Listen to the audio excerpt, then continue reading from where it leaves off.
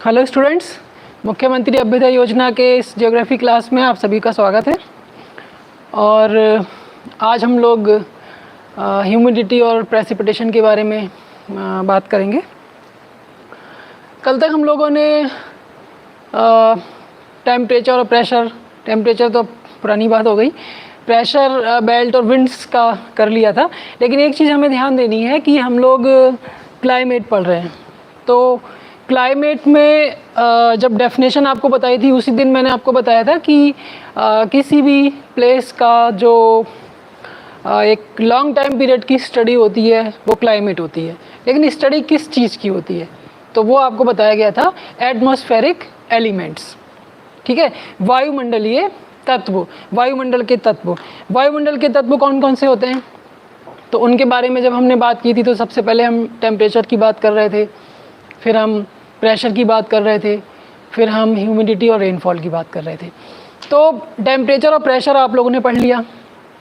इसमें यहाँ पे थोड़ा सा ध्यान देने वाला ये है कि टेम्परेचर और प्रेशर ये पूरा कॉन्सेप्ट है। इसमें टेम्परेचर का डिस्ट्रीब्यूशन या टेम्परेचर का रोल इस ग्लोब को पढ़ने के लिए या अर्थ को समझने के लिए, पृथ्वी की जलवायु को समझने के लिए टेम्परेचर का और प्रेशर का मेन रोल होता है। तो वहाँ जो भी कॉन्सेप्ट मैंने आपको बताए हैं कल और उससे पहले क्लासेस में, उन चीज़ों को आपको बहुत ध्यान से समझ लेना है, क्योंकि वो अगर आपके समझे हुए हैं तो बाकी की चीज़ें आसानी से आप लोग कर लेंगे। तो यहाँ जैसे टेम्परेचर से संबंधित जो भी ग्लोब पे जोन्स बताए गए थे आपको, टेम्परेचर का डिस्ट्रीब्यूशन कैसा है, उस डिस्ट्रीब्यूशन को प्रभावित करने वाले कारक या फैक्टर वो कौन कौन से हैं और वो किस तरह से प्रभावित करते हैं। इसी तरह से हम लोगों ने प्रेशर बेल्ट की बात की। प्रेशर बेल्ट क्या है, कैसे प्रेशर हो रहा है, और उसके बाद फिर विंड्स कैसे चल रही हैं, विंड्स का क्या सिस्टम है, विंड्स कितने टाइप्स की हैं। और आप देखिए विंड्स का जैसे बहुत सारी चीज़ें होती हैं हम लोग रट लेते हैं, लेकिन थोड़ा ध्यान देने का ये होता है। जैसे विंड्स की बात की तो विंड्स का क्लासिफिकेशन हमने जब किया या विंड्स को हमने जब पढ़ा तो देखा वहाँ भी कॉन्सेप्ट छुपा हुआ है। क्या छुपा हुआ है कि प्रेशर बेल्ट पे डिपेंड कर रहा है और प्रेशर के डिस्ट्रीब्यूशन पे डिपेंड कर रहा है, आइसोबार्स पे डिपेंड कर रहा है, प्रेशर ग्रेडियंट पे डिपेंड कर रहा है। ठीक है, कितने सारे हमने अभी मैंने आपको जियोग्राफिकल टर्म्स बोले, तो वो उन चीज़ों को आपको एकदम समझना होगा कि कोई भी अगर आपसे कहता है प्रेशर ग्रेडियंट क्या है, टेम्परेचर ग्रेडियंट क्या है, आइसोबार्स क्या है, आइसोथर्म्स क्या है, ठीक है, प्रवणता का या प्रेशर ग्रेडियंट का या दाब प्रवणता का क्या रोल होता है हवाओं के चलने में, उनकी दिशा कैसी होती है और उनकी दिशा से हवा की दिशा में क्या संबंध होता है। तो ये सारी टेक्निक्स हैं, ये सारा कॉन्सेप्ट है, ये सब आपको समझना होगा। और इसको बेस बना के कोई भी आपसे क्वेश्चन पूछता है तो आप उसको सॉल्व कर सकते हैं। सॉल्व करना कहाँ कहता हूँ मैं, इसको मैं याद करना या जवाब देना नहीं कहता, सॉल्व करना, क्योंकि आप उसको कॉन्सेप्ट आपने समझा है। और किसी भी प्लेस का आपको लोकेशन कोई भी दिया है और आपसे कहा गया कि इसका आप क्लाइमेट में स्पेशली या प्रेशर या विंड्स या टेम्परेचर के बारे में बताइए, तो आप उसको सॉल्व कर लेंगे। कैसे सॉल्व कर लेंगे कि भाई वो कहाँ पर है, उसकी जो कैंसर है, कैप्रिकॉर्न है, आर्कटिक, अंटार्कटिक, इक्वेटर, उस स्थान में कहाँ पर स्थिति बन रही है। तो कहने का मतलब ये है कि जो टेम्परेचर या प्रेशर है उसको बहुत ढंग से आपको समझ लेना है, बहुत अच्छे से तैयार कर लेना है, वहाँ कोई भी चीज़ आपको छोड़नी नहीं है। ठीक है, जैसे जेट स्ट्रीम की हम बात कर रहे थे तो उसमें भी जो प्रेशर ग्रेडियंट है उसका रोल रहता है, दाब प्रवणता का रोल रहता है। तो ये छोटी छोटी चीज़ें हैं जो हमें आगे हमें टास्क देंगी या हमें क्वेश्चन देंगी और हमें उनको सॉल्व करना होगा। तो टेम्परेचर और प्रेशर की बात जब हम कर रहे हैं तो वहाँ तो हमें पूरा कॉन्सेप्ट दिखाई दे रहा है, वहाँ चीज़ों को हमें बहुत ढंग से समझ के और आगे बढ़ना है। लेकिन जब हम लोग ह्यूमिडिटी और रेनफॉल की बात कर लेते हैं, स्पेशली ह्यूमिडिटी है, क्लाउड्स हैं, ये बहुत सारी छोटी छोटी आज जो हम क्लास करने वाले हैं उसमें कॉन्सेप्ट कम है और डेफिनेशंस ज़्यादा हैं। आपको वहाँ पे चीज़ों को रटना पड़ेगा थोड़ा सा, क्योंकि इसमें ऐसा कोई खास कॉन्सेप्ट नहीं है जिसके आधार पे हम चीज़ों को डिस्क्राइब कर सकें। इसलिए मैंने आपको बताया कि आप टेम्परेचर और प्रेशर पे पूरा ध्यान देंगे। जब टेम्परेचर प्रेशर पे पूरा ध्यान देंगे, और उससे पहले हम लोग ये पढ़ चुके हैं एटमॉस्फेयर का कंपोजिशन क्या होता है, जिसमें हमने डस्ट पार्टिकल्स और वाटर वेपर्स की बात करी थी। ठीक है, तो आज जो हम पढ़ने वाले हैं ह्यूमिडिटी है या क्लाउड्स हैं या रेनफॉल है, वहाँ पर जो कंपोजिशन में डस्ट पार्टिकल्स हैं और वाटर वेपर्स हैं उनका बहुत बड़ा रोल है। तो सारी चीज़ें, सारे टॉपिक लगभग एक दूसरे से रिलेटेड होते ही हैं, और क्लाइमेट में तो सारी चीज़ों को हम पढ़ लेते हैं तभी हमारा कुछ बनता है। तो यहाँ हम फिर से आज क्या करने वाले हैं, एक जलवायु के जो एटमॉस्फेरिक एलिमेंट्स हैं या वायुमंडलीय तत्व हैं उनमें से एक और तत्वों को पढ़ने वाले हैं। तो यहाँ बस आपको थोड़ा ये चीज़ ध्यान रखनी होगी कि डेफिनेशंस टाइप वाला हमारा है आज का, क्योंकि हमें इसमें कोई ऐसे खास कॉन्सेप्ट नहीं है, तो आपको चीज़ों को ना थोड़ा सा याद करना पड़ेगा। जैसे प्रेशर बेल्ट थी, टेम्परेचर था, उसमें आपने समझ लिया कि ऐसे है। अब कोई भी सिचुएशन आपके सामने रख दी जाए आप उसे सॉल्व कर लेंगे, लेकिन ये आर्द्रता क्या है, आर्द्रता सामर्थ्य क्या है, ये चीज़ें थोड़ी सी ध्यान देनी पड़ेंगी आपको। इसमें डेफिनेशन वाला या कॉन्सेप्ट उतना ज़्यादा नहीं है जितना यहाँ था। तो आर्द्रता की अगर हम बात करें, कल ही हम लोग बात कर रहे थे कि बहुत ज़्यादा ह्यूमिडिटी हो रही है, ठीक है। ह्यूमिडिटी इस समय एटमॉस्फेयर में आप देखिए कितनी ज़्यादा ह्यूमिडिटी है, आर्द्रता है। तो आर्द्रता का मतलब क्या है, वायुमंडल, क्या मई जून के महीने में आपको ऐसा मिल रहा था, इतनी ज़्यादा ह्यूमिडिटी मिल रही थी? नहीं मिल रही होगी। टेम्परेचर तो बहुत ज़्यादा था तब भी, और अब भी है टेम्परेचर ज़्यादा, लेकिन उतना नहीं है। मई जून के कंपैरिजन थोड़ा सा कम है, क्योंकि अब जो सनरेज का एंगल है उसमें भी चेंज आने लगा है।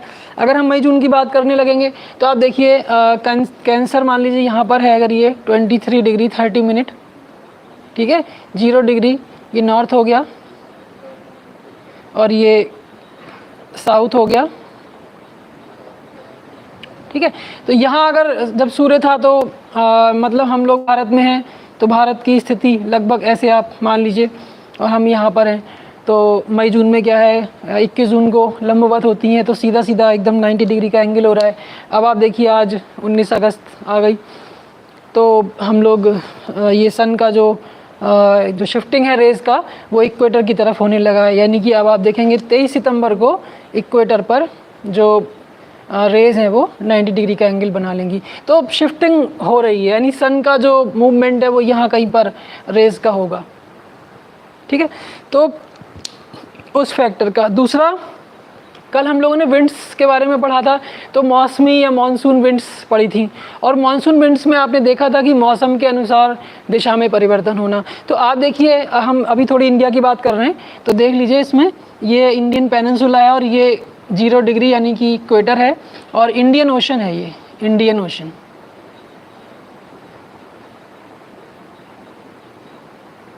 इंडियन ओशन, ठीक है।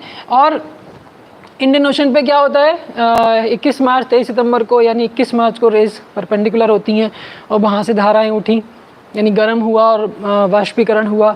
और उसके बाद क्या है कि ये 21 जून को यहाँ पे 90 डिग्री की रेज़ हो जाती हैं। तो सिस्टम ये क्या, ये जो शिफ्टिंग होने लगती है यहाँ से यहाँ की तरफ, और ये वर्षा का एक, मैंने बहुत शॉर्ट में बताया है, थोड़ा और डिटेल है इसमें, लेकिन शॉर्ट में मैंने आपको एक आइडिया दिया है बस एक। तो यहाँ से जो कन्वेक्शनल करंट्स आ रही हैं, संवहनीय धाराएं, और वो वर्षा का कारण बन रही हैं। तो आप देखिए वर्षा का ये जो जुलाई अगस्त या सितंबर का टाइम है, वो आप देखते हैं ह्यूमिडिटी बहुत ज़्यादा हो जाती है, तो टेम्परेचर भी ज़्यादा है, और उसके कारण वाष्पीकरण हो रहा है, और वर्षा हो रही है। उस वर्षा के कारण यहाँ पर नमी मिल रही है। तो सीधा आप कह सकते हो कि वायुमंडल में उपस्थित नमी वो क्या होती है, आर्द्रता होती है। तो आप हेडिंग डाल के आज आप मैं थोड़ा स्लो चलूँगा आज आप लिखिए, और मैं थोड़ा आपको डिक्टेट भी कर दूँगा अगर आप लिखना चाहेंगे तो, वरना डेफिनेशन है, मुझे आपको बोलना है और आपको उनको समझना है। आर्द्रता की हम बात करें तो आप सीधे कह सकते हो एक शब्द में, वायुमंडल में उपस्थित जल वाष्प को आर्द्रता कहते हैं। इस समय भी आप देख रहे हो कि इस समय ह्यूमिडिटी का लेवल बहुत हाई है। अब यहाँ हम देख सकते हैं कि हमारे यहाँ या जिस रीजन में हम लोग रह रहे हैं वहाँ पर कुछ महीने ऐसा हो रहा है, लेकिन इक्वेटोरियल रीजन में आप देखिए वहाँ तो पूरे साल ऐसी स्थिति रहती है। तो ये जो जलवायु है ये हमें किस तरह से प्रभावित कर रही है, इस पे लिखने को आता है। जब कभी लिखने की बात आ रही है कि कैसे प्रभावित कर रही है भूमध्य रेखीय जलवायु या वहाँ की क्या विशेषताएँ हैं, बहुत सारी चीज़ें पढ़ाई के साथ साथ तैयार होती रहती हैं। बस थोड़ा सा आप उसको ध्यान अगर दे रहे हैं तो इस पे डिपेंड करेगा कि आपका ध्यान कहाँ है। तो इस समय आप महसूस कर रहे होंगे कि ये स्वास्थ्य के प्रति कैसी रहती है। आपको गर्मी भी एक इरिटेट करने वाली गर्मी इस समय रहती है। दूसरा, बॉडी में बहुत सारे इफ़ेक्ट्स इस समय आने लगते हैं जो क्लाइमेट से रिलेटेड होते हैं। दूसरा, ये बीमारियाँ भी फैलने का समय होता है, ठीक है।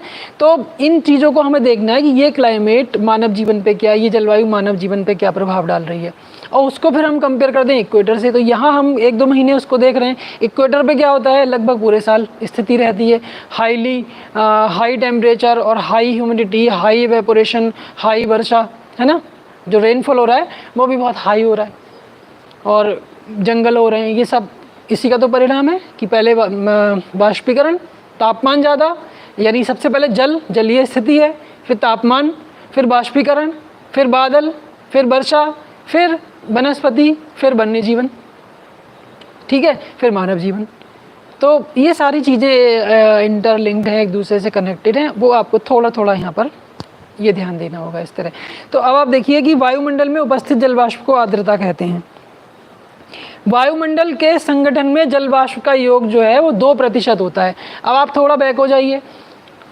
जब हम लोगों ने एटमॉस्फेरिक कंपोजिशन की बात की थी, जिसमें हमने वायुमंडलीय जो वायुमंडल में उपस्थित जलवाष्प है, वायुमंडल में उपस्थित गैसेस हैं, वायुमंडल में उपस्थित डस्ट पार्टिकल्स हैं, उनके बारे में पढ़ा था कि उनका रोल क्या है।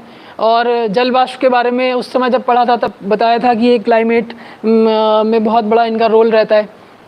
बादल हैं, संवहन या जो कंडेंसेशन है वो सब अभी आगे आएगा कि कंडेंसेशन क्या है, बादल क्या है, ये सब आएगा। तो डस्ट पार्टिकल का यहाँ काफ़ी रोल है, और जो जलवाष्प है उसका बहुत बड़ा रोल है। गैसेस का इतना ज़्यादा नहीं है, लेकिन जलवाष्प का बहुत ज़्यादा इन चीज़ों में, इन सारे जो हम पढ़ने वाले हैं उन सब में बहुत बड़ा रोल है। तो वायुमंडल का जो कंपोजिशन हमने पढ़ा था, वहाँ जलवाष्प का योग आपने देखा 2% उसमें उनका योग रहता है, परंतु स्थान स्थान पर ये मात्रा घटती बढ़ती रहती है। तो उसके लिए आपको एक बात और मैंने कही थी, अब आप लोग थोड़े मैच्योर हो गए। मैच्योर से मतलब सब्जेक्ट में मैच्योर हो गए, क्योंकि हम लोग काफ़ी पढ़ चुके हैं और आपको चीज़ें समझ में अब आने लगी हैं, और आपको ये समझ में आने लगा है कि हमें किस तरह से ग्लोब में कोरिलेट करके सब्जेक्ट को पढ़ना है।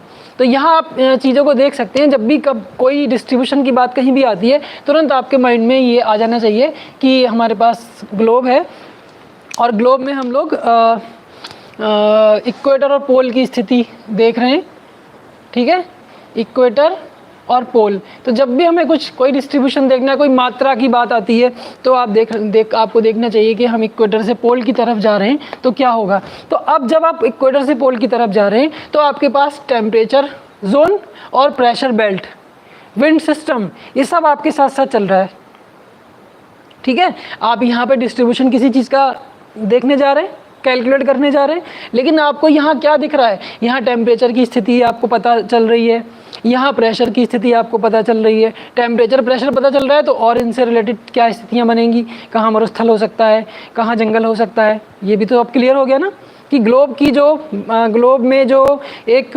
प्राकृतिक व्यवस्था है, वो प्राकृतिक व्यवस्था पे भूगोल का क्या असर है, या भूगोल से वो प्राकृतिक अवस्था किस तरह प्रभावित हो रही है। भूगोल से मतलब क्लाइमेट है या सॉइल कंडीशन है, मिट्टी है या जलवायु है। मिट्टी और जलवायु 2 प्रधान कारक होते हैं वनस्पतियों के उगने के लिए, ठीक है।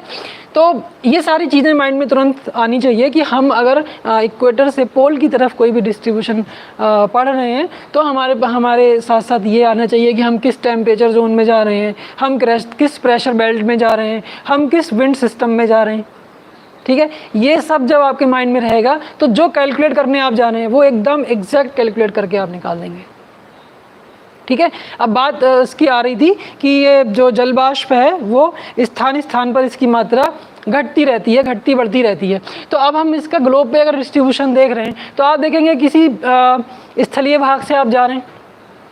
स्थलीय भाग में क्या हो सकता है, जो आंतरिक झीलें हैं, स्थल भाग में कोई झील है तो उस झील में बाष्पीकरण हो सकता है। कितना होगा, क्या समुद्र की तुलना में वो कहीं भी आप उसको कंपेयर कर सकते हैं, कहीं भी कंपेयर नहीं हो सकता। एक आप दक्षिण गोलार्ध की बात करें, उत्तरी गोलार्ध में अगर हम स्थल भाग की बात करें तो कंपेयर नहीं हो सकता। तो दक्षिण गोलार्ध में क्या है, जल की मात्रा ज़्यादा है। अब इक्वेटर की बात करें तो इक्वेटर पर जलीय स्थिति ज़्यादा है, लेकिन कर्क रेखा की बात करें तो वहाँ स्थल ज़्यादा है, ठीक है। तो आपको ये देखना होगा कि हम किस स्थान से निकल रहे हैं। स्थलीय है वो तो क्या होगा, वहाँ पे बाष्पीकरण कहाँ से होगा जब वहाँ जल ही नहीं है। तो कल हम इस बारे में थोड़ा बात कर रहे थे कि जल और तापमान दोनों चीज़ें ज़रूरी हैं। तो वो इक्वेटर पे क्या है, जल भी है तापमान भी है। स्थलीय भागों में क्या है, तापमान तो है पर जल नहीं है, उत्तरी गोलार्ध के खासकर जो प्लेसेस हैं। और पोलर रीजन की बात करें, ध्रुवीय क्षेत्रों की, जब हम विंड्स पढ़ रहे थे तो हम पढ़ रहे थे यहाँ से आने वाली हवाएं शुष्क हैं। तो क्यों शुष्क हैं, बर्फ़ तो जमा हुआ है, ठीक है, आप कह सकते हैं कि पानी जो है सॉलिड फॉर्म में वहाँ मिल रहा है, लेकिन इतना तापमान नहीं है कि वो उस पानी को मेल्ट कर सके या उसका बाष्पीकरण कर सके, इसलिए वो ड्राई हो जाएगा। तो इन चीज़ों को हमें थोड़ा ध्यान देना है कि किस जो जल वाष्प की मात्रा है या जो भी हमें मिला है डिस्ट्रीब्यूशन पढ़ने के लिए, तो वो हमें देखना है कि ग्लोब में अगर हम इक्वेटर टू पोल जा रहे हैं तो क्या क्या कंडीशन वहाँ पे बनेंगी, ठीक है। तो temperature zone, pressure belt, wind system, उसके बाद विंड सिस्टम भी आप एक बार को साइड कर सकते हैं, टेम्परेचर, प्रेशर और नेचर ऑफ द सरफेस, ये 3 फैक्टर मोस्ट इम्पॉर्टेंट हैं। और आप इसको एल्टीट्यूड कह दें, लैटीट्यूड कह दें, पहले लैटीट्यूड फिर एल्टीट्यूड। तो लैटीट्यूड है, एल्टीट्यूड है, समुद्र से दूरी है, ये सारी चीज़ें जो हैं वो क्लाइमेट के हर फैक्टर को पे प्रभाव डालती हैं। तो अगर आपने लैटीट्यूड कह दिया तो ऑटोमेटिकली टेम्परेचर, प्रेशर, ये सारी चीज़ें उसके साथ आ गई। लेकिन एल्टीट्यूड अलग से कहना पड़ेगा, लैटीट्यूड में एल्टीट्यूड नहीं आएगा, वो आपको दिखाना पड़ेगा कि हाँ इस अक्षांश पर है तो इसका एल्टीट्यूड कितना है, ठीक है। तो इन चीज़ों से आप सब्जेक्ट को समझ पाएंगे। और डीप समझने के लिए ये सब स्ट्रांग होनी चाहिए सारी जो अब तक आपको पढ़ाया गया है। बिल्कुल अब तक जो पढ़ा दिया गया है वो सब बेस है, और उसका रिजल्ट अब आना शुरू हो रहा है कि ह्यूमिडिटी हो रही है, क्लाउड्स बन रहे हैं, ओस हो रही है, कहीं तुषार यानी ड्यू है, फ्रॉस्ट है, फॉग है, ये सारी मिस्ट है, ये सब क्या है, प्रेसिपिटेशन है। ये सब उन्हीं सब का परिणाम तो है। तापमान किस स्थान पर कितना है, वायुदाब किस स्थान पर कितना है, वायुदाब की मात्रा किस प्रकार घट रही है, बढ़ रही है, तापमान में क्या असर आ रहा है, दिन है, रात है, sea breeze, valley breeze, land breeze, ये सब चीज़ें मिलके तब ये रिजल्ट तैयार होते हैं। जैसे आपको कहा गया कि जल वाष्प की मात्रा, तो उसका पूरा चीज़ें हैं, पूरा आपको दिख रहा है कि भाई जल वाष्प की मात्रा कहाँ से कहाँ जाने पर घटेगी, कहाँ से कहाँ जाने पर बढ़ेगी, ठीक है। तो अब आप इसको देख सकते हैं। तो क्या निकल के आई डेफिनेशन, वायुमंडल में उपस्थित जल वाष्प की मात्रा या जल वाष्प की क्या कहलाती है, आर्द्रता कहलाती है। कोई मतलब सिंपल होता है सब कुछ, बस समझना है कि वायुमंडल में नमी जो दिखाई दे रही है वो इसकी ह्यूमिडिटी है, वो इसकी आर्द्रता है, ठीक। वायुमंडल के संगठन में जल वाष्प का योग 2% होता है, ये हम पहले भी पढ़ चुके थे, परंतु ये मात्रा स्थान स्थान पर बदलती रहती है, 0 से 5% तक हो सकती है। किसी स्थान पर 0 भी हो सकती है, किसी स्थान पर 5 भी हो सकती है, ठीक। तो ये कुछ चीज़ें ऐसी हैं जो फिक्स हैं, इनको आपको याद करना है, कभी आपको क्वेश्चन में मिलेंगी तो सीधा सीधा आंसर देना है। वायुमंडल को जल वाष्प सागरीय भागों, स्थल स्थित झील, जलाशय, तालाब, सिंचित कृषि क्षेत्र तथा नदियों और वनस्पतियों से प्राप्त होती है। अब अगर आपसे कोई ये पूछने लगे कि जल वाष्प कहाँ से मिलेगी, तो सबसे बड़ा स्रोत तो आपको दिखाई दे रहा है कि महासागरीय भाग है, और ऐसा महासागरीय भाग जहाँ पर तापमान की मात्रा अच्छी हो, यानी इंसोलेशन या जो रेज आ रही हैं वो अच्छे, उनका एंगल 90 डिग्री हो या कम तिरछी आ रही हो, या आप कह सकते हो कि निम्न अक्षांश और मध्य अक्षांश। उच्च अक्षांश में ऐसा नहीं हो पाएगा। तो सबसे बड़े क्षेत्र जो हैं वो क्या हैं, सागरीय भाग हैं। स्थल स्थित झीलें, स्थलीय भागों में भी झीलें हैं, बहुत सारी झीलें और बड़ी बड़ी झीलें हैं। वहाँ पर आप कर्क रेखा के आसपास देखेंगे कौन कौन सी झीलें हैं, और उनमें बाष्पीकरण कितना हो रहा है, उस हिसाब से उनमें खारापन होता है। सैलिनिटी के बारे में पूछा जाता है, लवणता के बारे में पूछा जाता है। लवणता पे क्वेश्चन हर बार आता है कि कौन सी झील विश्व में ऐसी इसकी लवणता सबसे ज़्यादा है। स्टार्टिंग की 5 आपको याद रखनी चाहिए, उनका डिसेंडिंग ऑर्डर, जो सबसे ज़्यादा लवणता वाली उससे कम, इस तरह से आपको देखना है। तो वो आप देखेंगे कहाँ मिलेंगी, वो सब आपको कर्क रेखा के आसपास मिलेंगी। वहाँ पे वाष्पीकरण क्या होगा, जो तापमान है वो बहुत ज़्यादा होगा। तो जलीय स्थिति है तो उसमें वाष्पीकरण भी अधिक हो जाएगा। तो जलीय स्थिति वहाँ लिमिटेड है, कहीं और पानी की मात्रा वर्षा के द्वारा आ रही है, कोई नदियाँ उसमें आगे गिर रही हैं, जैसे कैस्पियन सी की बात कर लें हम, ठीक है। तो उसकी आप स्थिति देखें कहाँ पर है, उसमें कितनी नदियाँ आगे गिर रही हैं तो पानी की मात्रा हो रही। कुछ झीलें ऐसी हैं जिनमें नदियाँ नहीं गिर रही हैं, सिर्फ वर्षा के जल पे निर्भर हैं। तो ये सारी चीज़ें हमें ध्यान देनी है। तो आपको क्या बताया गया कि वायुमंडल के जो कोई जल वाष्प मिलती है वो कहाँ से मिलती है, सागरीय भागों से मिलती है, स्थल स्थित झीलों से मिलती है, जलाशय, तालाब, ये तो छोटी छोटी चीज़ें हैं, लेकिन बाष्पीकरण इनमें भी होता है। और जब बाष्पीकरण होगा तो वायुमंडल में आर्द्रता या जो बाष्प है, जल बाष्प है, वो वायुमंडल में रहेगी। ठीक है, वनस्पतियों से, वनस्पतियों में भी नमी होती है। ठीक, तो ये छोटी छोटी चीज़ें, नदियों से, कृषि क्षेत्र से, ये ध्यान देना है आपको। स्थल की अपेक्षा सागरों पर वाष्पीकरण अधिक होता है, इसमें कोई नई बात ऐसी नहीं बताने वाली। स्थल की अपेक्षा सागरों पे वाष्पीकरण अधिक होगा। सीधी सी बात है कि स्थल में जब पानी है ही नहीं या पानी बहुत कम है तो वाष्पीकरण कहाँ ज़्यादा होगा, स्थल पे होगा या जल पे होगा। जल पे अगर हमारे एक ही अक्षांश पे कोई स्थान जलीय है और कोई स्थान स्थलीय है तो सिंपल सी बात है कि जो स्थान जलीय है वहाँ पर ज़्यादा वाष्पीकरण होगा। तो ऐसे कुछ क्वेश्चन आपको मिल जाते हैं, तो बहुत सिंपल होते हैं लेकिन कई बार समझ नहीं आता तो गलत कर देते हैं, इसलिए ध्यान रखना है इन चीज़ों के बारे में। महासागरों पर सर्वाधिक वाष्पीकरण दोनों गोलार्धों में 10 डिग्री से 20 डिग्री अक्षांशों के मध्य होता है। महासागर स्थल की अपेक्षा, महासागरों पर सर्वाधिक वाष्पीकरण दोनों गोलार्धों में 10 डिग्री से 20 डिग्री। अब आप देखिए कि 10 डिग्री से 20 डिग्री, ये 0 डिग्री और ये मान लीजिए 10 डिग्री की लाइन ये है और 20 डिग्री की लाइन ये है। 10 डिग्री से 20 डिग्री, अब तक आप लोग रीजनल स्टडी कर चुके हैं, तुरंत आपके माइंड में आना चाहिए कि ग्लोब पर 10 डिग्री से 20 डिग्री के बीच में कौन सा क्षेत्र होगा, ये चीज़ आपको ध्यान देनी है। देखिए भूमध्य रेखीय क्षेत्र में क्या होता है, सनरेज 90 डिग्री का एंगल बनाती है, लेकिन जो वाष्पीकरण होता है उसके बाद क्या होता है, बादल छा जाते हैं। ठीक है, तो बादलों के छाने से जो रेज आ रही हैं, सूर्य से रेज आ रही हैं, उनको बीच में अवरोध आ जाता है, तो तापमान सतह का उतना ज़्यादा नहीं हो पाता। लेकिन अगर हम बात करें कर्क रेखा की या मकर रेखा की, तो वहाँ पे ऐसा नहीं होता क्योंकि पानी की कमी है, वहाँ पानी के बड़े बड़े स्रोत नहीं हैं, इसलिए वहाँ बादलों की कमी रहती है, उतने बादल नहीं रहते, और जो रेज हैं वो एकदम स्वच्छ आकाश होने के कारण सतह तक आती हैं और सतह को बहुत ज़्यादा गर्म कर देती हैं। और सतह के गर्म होने से के कारण ही क्या होता है, आपने देखा है इंडियन मानसून में तिब्बत का पठार, राजस्थान, थार का मरुस्थल कर्क रेखा के आसपास का क्षेत्र है, और 21 जून को पूरी तरह तप जाता है। तब उसके बाद क्या होता है, आप देखते हैं मानसून आगमन जो होता है 21 जून के बाद होता है। ठीक है, मानसून की जो वर्षा होती है वो 21 जून के बाद ही होती है।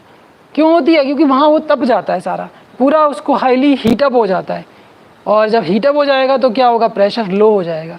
जब प्रेशर लो हो जाएगा तो हाई प्रेशर की हवा जो होगी वो उसकी तरफ पहुंचने की कोशिश करेगी, और जब वहाँ पहुंचने की कोशिश करेगी तो लो प्रेशर की हवा जो थी वो यहाँ से उठी थी, और संवहन धाराएं थी हिंद महासागर से उठी थी, उनमें नमी थी और वो चल देंगी, यहाँ वर्षा करती चल देंगी। ठीक है, तो बहुत सारी चीज़ें ऐसी हैं जो हम सिंपल चीज़ों में बहुत सारे कॉन्सेप्ट ढूंढ सकते हैं, ये आपको सब अपने साथ लेके चलना है। आज मैं बहुत स्लो चलूँगा, मैंने आपको कहा है सारा डेफिनेशन वाला है, डेफिनेशन जल्दी बोल दी तो आपके समझ में नहीं आएगी। ठीक है, तो अब आप देखिए, जो अभी आपने देखा 10 डिग्री से 20 डिग्री अक्षांशों के मध्य सर्वाधिक वाष्पीकरण दोनों गोलार्धों में होता है। तो आपको कारण मैंने समझा दिया कि 10 से 20 डिग्री के बीच में क्यों होता है। कुछ बच्चों के मन में ये प्रश्न आना चाहिए था कि 0 से 10 के बीच क्यों नहीं होता या 0 से 20 क्यों नहीं होता। हालांकि मैंने पहले जवाब दे दिया था कि 0 के आसपास क्यों नहीं होता, क्योंकि वहाँ पे क्लाउड्स रहते हैं, क्लाउड कवर रहता है, वहाँ का जो एटमॉस्फेयर है, तो जो रेज हैं वो डायरेक्ट वहाँ पर नहीं पहुँच पाती, कम पहुँच पाती है, उतना ज़्यादा तापमान नहीं हो पाता। अब थोड़ा सा टेक्निकल डेफिनेशन सुन लीजिए। वायु में स्थित जल का गैसीय रूप यानी वाष्प, वायु में स्थित जल का गैसीय रूप। अब आपको यहाँ पर जो वायुमंडल में इस समय आप देख रहे होंगे, कहीं आपको जल ऐसे नहीं दिखाई दे रहा है कि आप उसे छू लें, गैसीय स्टेट में ही तो है, वाष्प अवस्था में ही तो है, हमें ह्यूमिडिटी का एहसास हो रहा है, लेकिन डायरेक्ट हम ऐसा नहीं कहीं से पानी को पकड़ लें। ठीक है, तो क्या है, वायु में स्थित जल का गैसीय रूप ही वायुमंडल की आर्द्रता या नमी होता है। इससे इस समय ये एक टॉपिक हो रहा है, इससे अच्छा एग्जाम्पल नहीं हो सकता। आप घर से बाहर, आज मौसम बरेली के बच्चों के लिए बता रहा हूँ, आज घर से बाहर निकल के आप देखिए कैसा मौसम हो रहा है, बहुत ज़्यादा ह्यूमिडिटी आज है। ठीक है, तो वो क्या है, गैसियस स्टेट में आपको वाटर मॉलिक्यूल्स मिल रहे हैं, इसलिए है। अब आप देखिए आगे क्या होता है। आर्द्रता का जलवायु विज्ञान में सर्वाधिक महत्व होता है, क्योंकि इसी पर जल वर्षा तथा वर्षण प्रेसिपिटेशन के विभिन्न रूप डिपेंड करते हैं। मीन्स क्या है, जो वाटर वेपर्स हैं वाटर वेपर्स ही तो रेनफॉल या प्रेसिपिटेशन के लिए रेस्पॉन्सिबल हैं। किसी भी प्रकार का जल नहीं कहेंगे हम, जल का किसी भी रूप में, ठीक है, जल का किसी भी फॉर्म में वायुमंडल से सतह तक आना वो प्रेसिपिटेशन होता है, वर्षण होता है। हिंदी में वर्षण, वर्षा और वर्षण में अंतर होता है। एक बार मैंने कहा था आपसे, आगे वर्षण बताऊंगा। वर्षा मीन्स जल, जो जल वाष्प है उसका जल के रूप में पृथ्वी पे गिरना, वो वर्षा, रेनफॉल होता है। और वर्षण मीन्स वो सब आ जाता है, चाहे ओलावृष्टि हो, स्नोफॉल हो, ये सारी चीज़ें वर्षण में, या कोहरा है, ये सब ये उसमें आ जाते हैं। ओलावृष्टि है या स्नोफॉल है, ये सब किस में आते हैं, प्रेसिपिटेशन में आ जाते हैं। तो ये आपको थोड़ा ध्यान रखना है। तो इनके लिए जिम्मेदार कौन होता है? जिम्मेदार जल वाष्प ही होती है। वायुमंडल से वाष्पीकरण नहीं होगा तो कोई भी क्रिया नहीं होगी, और वाष्पीकरण होता है तो जल वाष्प होती है, और जल वाष्प के साथ साथ वायुमंडल में कंपोजिशन में क्या आपको पढ़ाया गया था, डस्ट पार्टिकल्स होते हैं। तो डस्ट पार्टिकल और वाटर वेपर मिलकर ये सारी क्रिया करते हैं, ठीक है। जिस प्रक्रिया द्वारा जल वाष्प में बदल जाता है उसे वाष्पीकरण कहते हैं, इवेपोरेशन। सब बच्चे जानते हैं, बहुत साधारण सी बात है, लेकिन सिलेबस में है तो मुझे बताना है। वाष्पीकरण क्या है? वाष्पीकरण क्या है? जिस प्रक्रिया द्वारा जल, यानी एक ऐसा प्रोसेस जिसके द्वारा जल जो है वो जल वाष्प के रूप में होता है, यानी वाटर जो है वो वाटर वेपर में कन्वर्ट हो जाता है। वो प्रोसेस क्या कहलाता है? वो प्रोसेस इवेपोरेशन कहलाता है। और इवेपोरेशन के लिए क्या जरूरी है? पानी भी जरूरी है और तापमान भी जरूरी है, ठीक है। चलिए, अब हम अगर आर्द्रता आपको समझ में आ गई होगी, फिर साधारण शब्दों में सुन लीजिए। वायुमंडल में उपस्थित जल वाष्प की मात्रा ही, या वायुमंडल में उपस्थित नमी की मात्रा ही क्या कहलाती है? आर्द्रता कहलाती है, ह्यूमिडिटी कहलाती है। और ह्यूमिडिटी आप महसूस कर सकते हैं इस समय वायुमंडल में कैसे है, ठीक है। अब हम इसको बात कर लेते हैं। इसमें एक टर्म होता है आर्द्रता सामर्थ्य, ह्यूमिडिटी कैपेसिटी। ये चीज़ें आपको एज इट इज़ बिल्कुल याद करनी है, और इसी तरह से सीधे सीधे ये पूछी भी जाएंगी आपसे। एक निश्चित तापमान पर 1 घन मीटर वायु जितने ग्राम जल वाष्प को अवशोषित कर सकती है उसे वायु की आर्द्रता सामर्थ्य कहते हैं, यानी जल धारण करने की क्षमता। बिल्कुल साधारण शब्दों में आप कह सकते हो जल धारण करने की क्षमता। अब उसमें क्षमता के लिए आपने दे दिया कि इतने घन मीटर वायु, ये आपको थोड़ा सा ध्यान रखना है कि कितने घन मीटर वायु उसको जल वाष्प को ग्रहण कर रही है। दोबारा सुन लीजिए, एक निश्चित तापमान पर, यानी कोई फिक्स टेम्परेचर की बात की है, एक निश्चित तापमान पर 1 घन मीटर वायु जितने ग्राम जल वाष्प को अवशोषित कर सकती है उसे वायु की आर्द्रता सामर्थ्य या ह्यूमिडिटी कैपेसिटी कहते हैं, ठीक है। ये बिल्कुल ऐसे ही आपको याद करना है। आगे इसमें देखिए, वायु की आर्द्रता सामर्थ्य तापमान में वृद्धि के साथ साथ बढ़ती जाती है। वायु की आर्द्रता सामर्थ्य तापमान में वृद्धि के साथ साथ बढ़ती जाती है।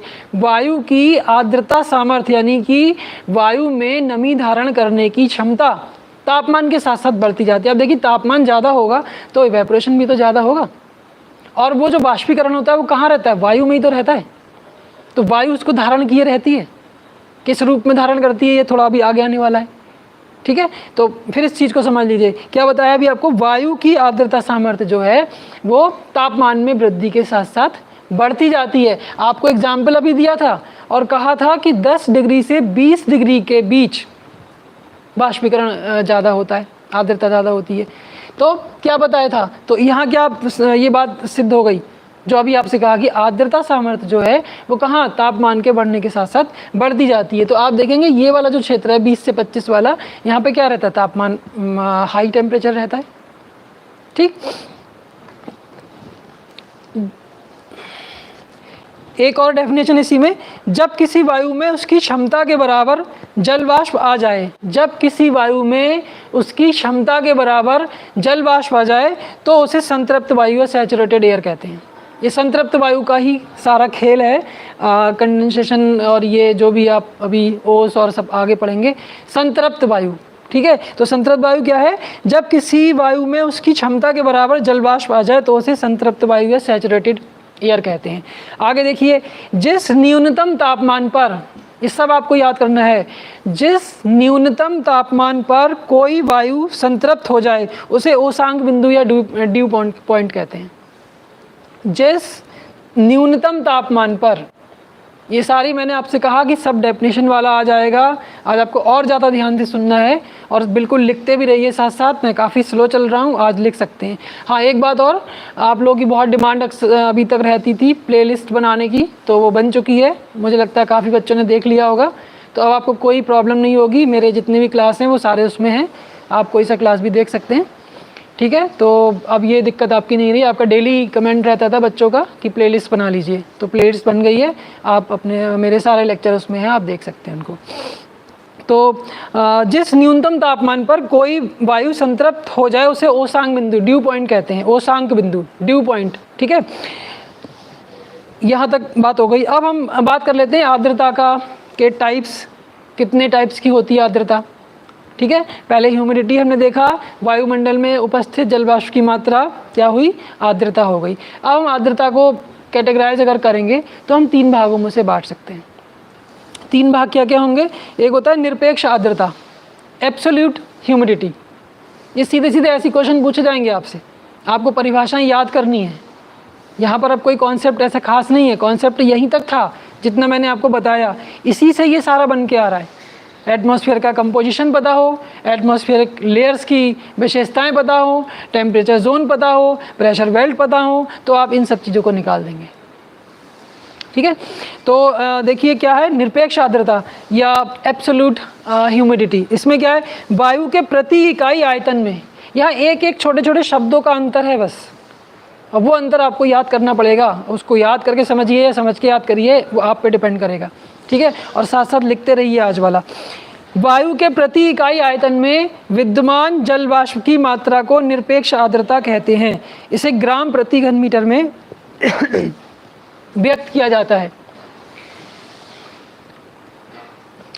वायु के प्रति इकाई आयतन में विद्यमान जल वाष्प की मात्रा को निरपेक्ष आर्द्रता यानी एब्सोल्यूट ह्यूमिडिटी कहते हैं। वायु के प्रति इकाई आयतन में, यानी वॉल्यूम की बात हो रही है, पर यूनिट वॉल्यूम, वहाँ पर क्या है जल वाष्प की जो मात्रा मिल रही है उसको हम क्या कह देते हैं? निरपेक्ष आर्द्रता कह देते हैं, एब्सोल्यूट ह्यूमिडिटी। इसे ग्राम प्रति घन मीटर में व्यक्त किया जाता है। कभी कभी यूनिट भी पूछ लिया जाता है।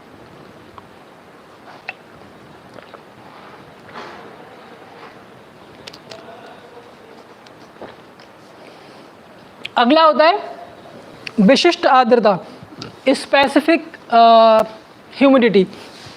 इसमें देखिए वायु के प्रति इकाई भार, अभी आयतन था, मैंने कहा ना आपसे कि थोड़ा थोड़ा शब्दों का अंतर है। अभी वॉल्यूम की बात कर रहे थे, वॉल्यूम था, आयतन था, अब हम भार की बात कर रहे हैं। तो यहाँ देखिए वायु के प्रति इकाई भार में जल वाष्प की मात्रा को विशिष्ट आर्द्रता कहते हैं। निरपेक्ष या एब्सोल्यूट क्या था?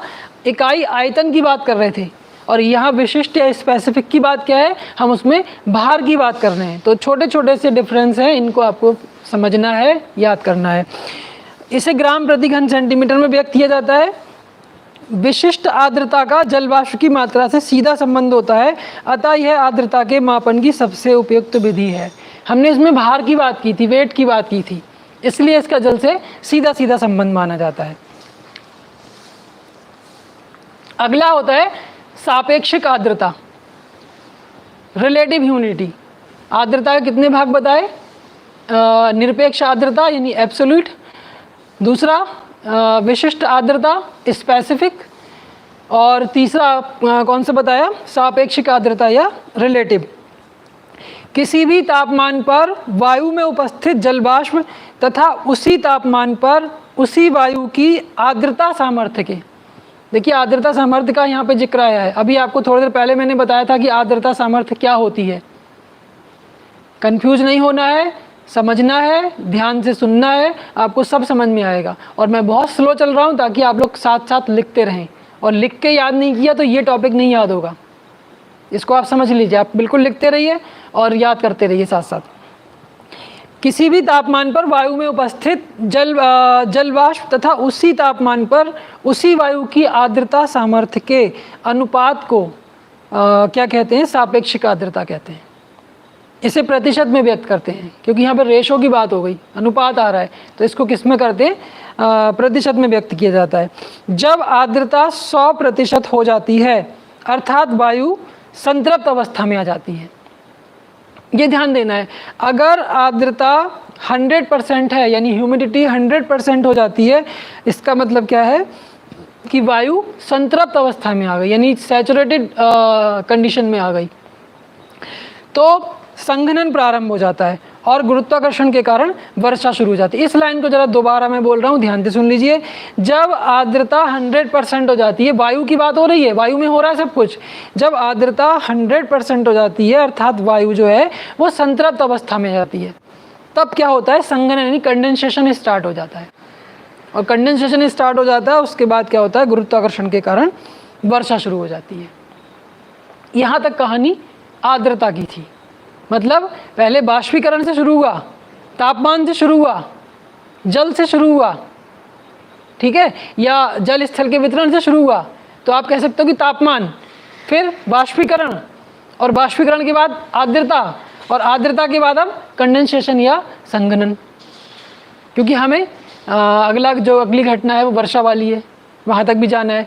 तो वर्षा कब होगी, जब संघनन या कंडेंसेशन होगा, ये भी आपको ध्यान रखना है, ठीक है। तो आर्द्रता के बारे में आप समझ गए होंगे, क्या है, वायुमंडल में उपस्थित जलवाष्प की मात्रा क्या कहलाती है, आर्द्रता कहलाती है। उस आर्द्रता को आपने देखा वो 3 प्रकार की है, एब्सोल्यूट, स्पेसिफिक और रिलेटिव, यानी कि निरपेक्ष और विशिष्ट और सापेक्ष, ठीक है। उसके बाद आपने देखा कि जब आर्द्रता 100% हो जाती है तो वायु कैसी हो जाती है, संतृप्त या सैचुरेटेड हो जाती है, और कंडेंसेशन हो जाता है आरंभ, या संघनन हो जाता है। संघनन क्या है, अब संघनन की बात सुन लीजिए। संघनन क्या है, वाष्पीकरण और संघनन, एवेपोरेशन एंड कंडेंसेशन एक दूसरे के अपोजिट क्रियाएं हैं, ठीक है। वाष्पीकरण का क्या होता है, जल का जल वाष्प में बदलना, और कंडेंसेशन क्या है, जल वाष्प का जल या किसी ठोस रूप में परिवर्तित होना, वो कंडेंसेशन होता है। तो देखिए, जल के गैसीय अवस्था से तरल या ठोस अवस्था में परिवर्तित होने की क्रिया को क्या कहते हैं, संघनन या कंडेंसेशन कहते हैं। जल के गैसीय अवस्था से तरल या ठोस अवस्था में परिवर्तन या परिवर्तित होने की क्रिया को संघनन कहते हैं। वाष्पीकरण क्या था, जल का गैसीय स्टेट में या जल का जलवाष्प में परिवर्तित होना वाष्पीकरण होता था, और यहाँ क्या है, जलवाष्प का जल या ठोस अवस्था में परिवर्तित होना कंडेंसेशन होता है, संघनन होता है। यानी आप कह सकते हो कि संघनन क्या है, वर्षा से एक स्टेप पहले वाला की स्थिति है। वाष्पीकरण, आर्द्रता, कंडेंसेशन, बीच में क्लाउड्स भी आएंगे अभी, और उसके बाद रेनफॉल, ठीक है। तो अब थोड़ा कंडेंसेशन की बात कर लेते हैं। संघनन तथा वाष्पीकरण एक दूसरे से विपरीत प्रक्रियाएं हैं।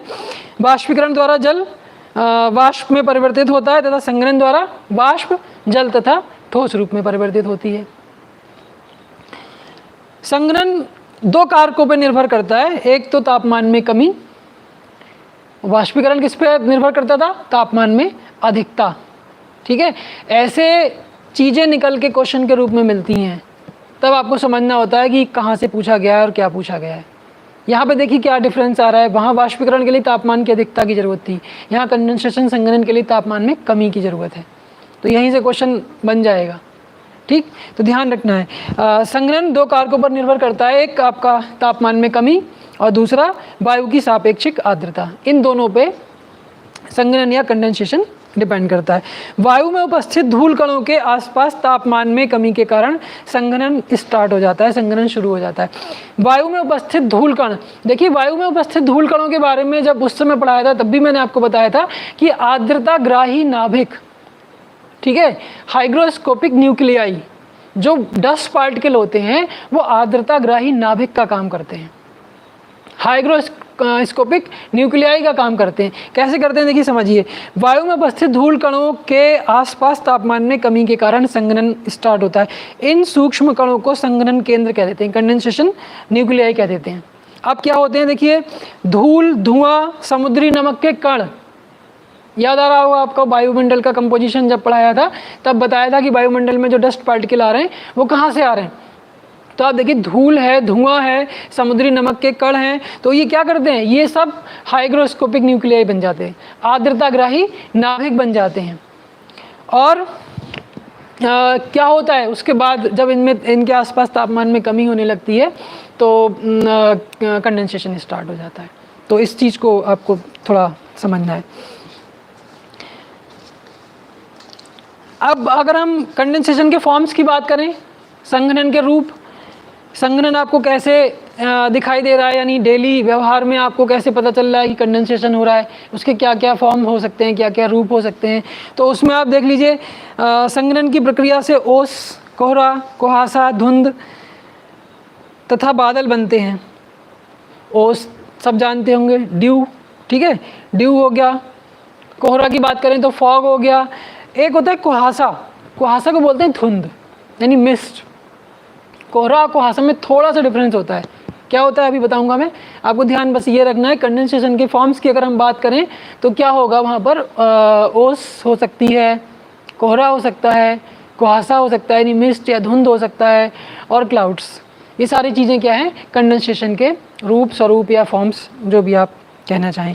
अब आप देखिए कि यहाँ तुषार भी होता है, पाला, तुषार, पाला, ऐसे शब्द सर्दियों में आपने सुना होगा, फ्रॉस्ट बोलते हैं उसको, तुषार या पाला। और ओस आप देख रहे हैं वो आपको गर्मी में भी मिलेगी। तो आप देखिए कैसे हो रहा है, यानी कंडेंसेशन में क्या कंडीशन बन रही है, तब ये स्थितियां बन रही हैं। यानी कब ओस होगी, कब कोहरा बनेगा, कब मिस्ट होगा, कब फ्रॉस्ट होगा, ये चीज़ें थोड़ी सी आपको इनमें ये बेसिक जो डिफरेंस आ रहा है वो थोड़े थोड़े देखने, वो थोड़े थोड़े कॉन्सेप्ट अब यहाँ आने शुरू हो गए इसमें। देखिए जब ओसांक, ओसांक क्या होता है अभी मैंने बताया था, ओसांक यानी ड्यू पॉइंट जो होता है, ड्यू पॉइंट, जब ओसांक हिमांक के नीचे चला जाता है, हिमांक means freezing point, freezing point, boiling point, melting point, ये सारी चीज़ें का रोल रहता है। तो यहाँ हम फ्रीजिंग पॉइंट की बात कर रहे हैं, हिमांक की बात कर रहे हैं। जब ओसांक हिमांक के नीचे चला जाता है तो तुषार या पाला यानी फ्रॉस्ट होता है। हिमांक के नीचे जाने का मतलब सर्दी में घटना हो सकती है, ठीक है। देखा होगा आपने कि वो सर्दियों में थोड़ा ओस, एक जमी जमी सी ओस दिखाई देती है छतों पे, तो वो सब क्या है, वो तुषार या पाला टाइप का होता है, फ्रॉस्ट होता है। यानी जब ओसांक हिमांक के नीचे चला जाएगा तब क्या बनेगा, तुषार और पाला की स्थिति बनेगी, फ्रॉस्ट बनेगा। इसी तरह हिम, पक्षाभ मेघ यानी जो सरस क्लाउड्स हैं वो बनते हैं। किंतु जब ओसांक हिमांक से ऊपर होता है, जब ड्यू पॉइंट जो है वो फ्रीजिंग पॉइंट से ऊपर होगा, यानी टेम्परेचर की बात यहाँ पर है, तब ओस, कोहरा, कुहासा एवं बादल ये सब बनते हैं। अब देखिए ओस के बारे में सुन लीजिए, ओस क्या है, ड्यू क्या है, सारी चीज़ें आप लिखते रहिए। आज मैंने आपको स्टार्टिंग में ही कहा था कि ये सब डेफिनेशन वाला टॉपिक है आज का, बहुत ज़्यादा कोई ख़ास कॉन्सेप्ट नहीं है। हाँ, तो हम लोग बात कर रहे थे जो संघनन है उसके रूप की बात कर रहे थे, कंडेंसेशन की फॉर्म्स क्या क्या हैं उनके बारे में हम बात कर रहे थे, जिसमें हम ओस की बात कर रहे थे, ड्यू या ओस, मतलब ये इनको एक एक दो दो लाइन की डेफिनेशन है, और कभी भी क्वेश्चन की फॉर्म में आ गई तो आपको करना है, ठीक है। तो इसलिए छोड़ना तो कुछ भी नहीं है, हालांकि इसमें कोई ख़ास ऐसा कॉन्सेप्ट नहीं है, लेकिन आपको याद ज़रूर करना है, क्योंकि अगर कोई क्वेश्चन आता है तो लॉस है। इसलिए इनको समझ लेते हैं। कोशिश मेरी यही है कि मैं आपको आज याद करा दूं, क्योंकि इनमें कुछ ऐसा है नहीं कॉन्सेप्ट जो मैं कुछ बोर्ड पे समझा सकूं, आपको सिंपल बताना है आपको, ठीक है। तो इसमें देखिए ओस क्या होता है या क्या होती है, ड्यू उसको बोल देते हैं। जब वायु का तापमान ओसांक से नीचे गिर जाता है, ड्यू पॉइंट आपको जरूर याद रखना है कि ड्यू पॉइंट क्या होता है, उसकी डेफिनेशन क्या है, तो मैं आपको सबसे पहले बता दी है, इसीलिए बता दी कि उसका सबसे बड़ा रोल है इन चीज़ों के होने में, ड्यू पॉइंट या ओसांक, ओसांक से ही सब कुछ हो रहा है। जब वायु का तापमान ओसांक से नीचे गिर जाता है तो वायु में उपस्थित जलवाष्प का संघनन हो जाता है। संघनन का सीधा सीधा मतलब आप समझ लीजिए कि जल वाष्प से, यानी जल का गैसियस स्टेट से वाटर या सॉलिड फॉर्म में जाना। अब ये डिपेंड करेगा कि वो वहाँ पर टेम्परेचर की स्थिति किस प्रकार की, यानी ओसांक की स्थिति किस प्रकार की है, वो जल बनेगा या वो सॉलिड बनेगा, ये डिपेंड करेगा। तो इसको देखिए, जब वायु का तापमान ओसांक से नीचे गिर जाता है तो वायु में उपस्थित जलवाष्प का संघनन हो जाता है तथा वह छोटी छोटी बूंदों के रूप में धरातल पर स्थित पौधों की पत्तियों पर जमा हो जाता है। इसे ओस कहते हैं। ओस को आपने छोटी छोटी जल की बूंदों में के रूप में सरफेस पे या जो प्लांट्स हैं उनकी लीव्स पे या कुछ और कोई सरफेस पे कुछ ऐसी चीज़ है तो वहाँ पर भी आपने छोटी छोटी बूंदों के रूप में जमे हुए देखा होगा। तो वो क्या होती है?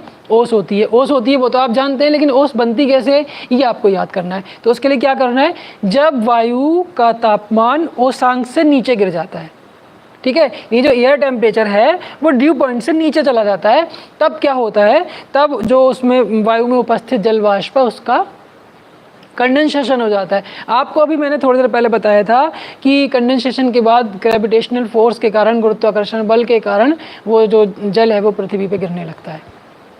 ठीक है, तो यहाँ भी ये चीज़ लागू हो रही है। जब वायु का तापमान ओसांक से नीचे गिर जाता है या चला जाता है तो वायु में उपस्थित जल वाष्प का संघनन हो जाता है तथा वह छोटी छोटी बूंदों के रूप में धरातल पर स्थित पौधों की पत्तियों पर जमा हो जाता है, जिसे ओस कह देते हैं। या सरफेस पे आपको छोटी छोटी बूंदों के रूप में जमा हुआ दिखाई दे रहा है तो वो क्या कहलाता है? ओस कहलाता है। उसको सबने देखा होगा, बस उसकी डेफिनेशन या वो कैसे बन रही है वो आपको यहाँ ध्यान देना है।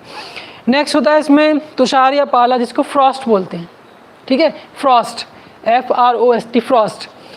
जब संघनन एक ऐसे ओसांक पर होता है जो हिमांक से नीचे हो।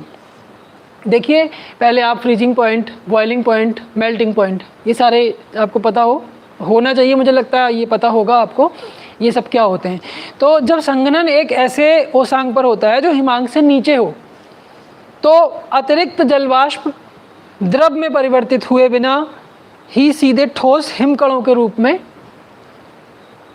जमा हो जाता है। मतलब कि संघनन तो हो रहा है, संघनन ऐसे ओसांक पर हो, ऐसे ओसांक मतलब वो फ्रीजिंग पॉइंट से नीचे चला जा रहा है, तो वहाँ वो क्या होता है, जो वाटर वेपर्स हैं वो जल में यानी वाटर में कन्वर्ट हुए बिना क्या होता है, सीधे सीधे सॉलिड फॉर्म में चली जाती हैं, तो वो हिमकणों के रूप में जमा हो जाता है। इस प्रकार जमे हुए ओस को ही पाला या तुषार कहते हैं। ओस और पाला या तुषार में अंतर आपको समझ में आ गया होगा कि क्या अंतर होता है। अगला है कोहरा या फॉग। फॉग तो सब बहुत अच्छे से जानते होंगे। फॉग देखिए क्या है, वायुमंडल की निचली परतों में एकत्रित धूल कणों या धुएं के कणों पर संघनित सूक्ष्म जल पिंडों को कोहरा कहते हैं। अब आप यहाँ पे देखिए, यहाँ डस्ट पार्टिकल और वाटर वेपर दोनों की प्रेजेंस है, डस्ट पार्टिकल भी है और वाटर वेपर्स भी हैं। तो क्या कहा गया है कि वायुमंडल की निचली परतों में एकत्रित धूल कणों या धुएं के कणों पर संघनित सूक्ष्म जल पिंडों को कोहरा कहा जाता है। इसी से मिलता हुआ दूसरा होता है कुहासा या धुंध या मिस्ट। ये क्या होता है? ये भी एक प्रकार का कोहरा है। डिफरेंस क्या है? इसमें दृश्यता 1 किलोमीटर से अधिक तथा 2 किलोमीटर से कम विजिबिलिटी। देखिए, कोहरा होता है तो कोहरे में आपने देखा है कई बार आपको दिख रहा है, कई बार नहीं दिख रहा है। तो कोहरा और कुहासा, कुहासा क्या बताया, मिस्ट जो है वो भी एक प्रकार का फॉग ही है, लेकिन वहाँ पर विजिबिलिटी आ जाती है। तो जो मिस्ट होता है या कुहासा होता है उसमें विजिबिलिटी 1 किलोमीटर से ज़्यादा और 2 किलोमीटर से कम रहती है। ये एक स्पेसिफिक इसकी कंडीशन होगी। जबकि कोहरा में क्या होता है, 200 मीटर से अधिक दूर की वस्तुओं को देख पाना कठिन हो जाता है। यानी कोहरा जो फॉग आ रहा है ये ऐसे कंडीशन वाले क्वेश्चन बन जाते हैं। ठीक है, ये कंडीशन दे दी गई, आपसे पूछ लिया जाएगा कि ये कोहरा होगा या कुहासा होगा। तो कोहरा में आपको ध्यान रखना है जो विजिबिलिटी है वो 200 मीटर और जो मिस्ट है वो क्या रहता है, 1 किलोमीटर से 2 किलोमीटर के बीच रहता है। यानी कोहरा और कुहासा का मतलब आप समझ में आ गया होगा आपको।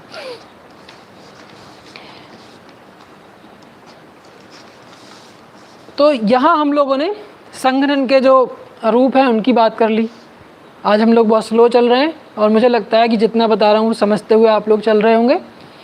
तो आपने सबसे पहले आर्द्रता देख ली, आर्द्रता के बारे में बात कर ली, फिर कंडेंसेशन या संघनन की बात कर ली, संघनन में क्या क्या चीज़ें आपको मिल सकती हैं वो आपने देख ली। अब हम बात कर लेते हैं क्लाउड्स की। क्लाउड्स, बादल। बादल क्या हैं? ये सारे जो चीज़ें आज हम लोग बता रहे हैं वो सब एक ही फैमिली के हैं। मीन्स ह्यूमिडिटी है, एवेपोरेशन है, ह्यूमिडिटी है, ड्यू, फ्रॉस्ट, फॉग, मिस्ट, ठीक है, कंडेंसेशन, क्लाउड्स और रेनफॉल, सब एक ही फैमिली जैसे लग रहा है ना। तो इसी एक ही फैमिली में आपने देखा कि इनका जो ओरिजिन हो रहा है वो water vapours and dust particle. जब आपको कंपोजिशन पढ़ाया था उस समय आपको लग रहा होगा कि ये कंपोजिशन में क्या, इसकी क्या इंपॉर्टेंस है, तो अब आपको वो इंपॉर्टेंस समझ में आ रही होगी कि डस्ट पार्टिकल का क्या रोल होता है, वाटर वेपर्स का क्या रोल रहता है, और गैसेस, जो गैसेस पाई जाती हैं डिफरेंट, उनका क्या रोल रहता है। तो अब हम बात कर ले रहे हैं क्लाउड्स की। क्लाउड्स के बारे में सुन लीजिए क्या है। पृथ्वी की सतह से काफ़ी ऊंचाई पर वायुमंडल में जल वाष्प के संघनन के फलस्वरूप निर्मित जल कणों या हिमकणों के समूहन, क्लस्टर्स को बादल कहते हैं।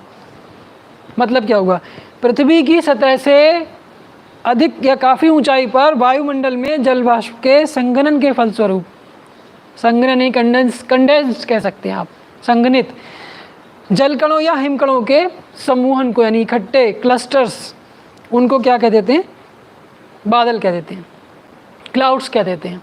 और अच्छा समझ लीजिए, बादल मुख्यतः हवा की रुद्धोष्म प्रक्रिया यानी एडियाबैटिक प्रोसेस द्वारा ठंडे होने एवं उसके तापमान के ओसांग बिंदु से नीचे गिरने से बनते हैं।